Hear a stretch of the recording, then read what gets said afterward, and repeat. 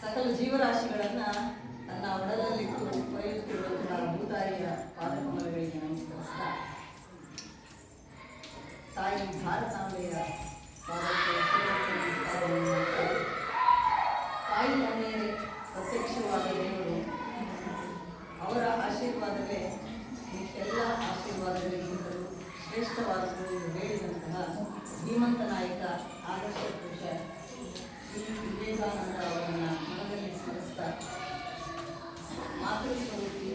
ಸಮಿತಿಯ ಹಿರಿಯರು ಮತ್ತು ಆಚಾರ್ಯರ ಆಶೀರ್ವಾದವನ್ನು ಹೇಳುತ್ತಾ ವೇದಿಕೆಯನ್ನು ಅಲಂಕರಿಸಿರುವಂತಹ ಅಣ್ಣನವರೇ, ಈ ಕಾರ್ಯಕ್ರಮಕ್ಕೆ ಆಗಮಿಸಿರುವಂತಹ ಮಾತೆಯರೇ, ಮಾತೃ ಹೃದಯಿ ಅಣ್ಣಂದಿರೇ,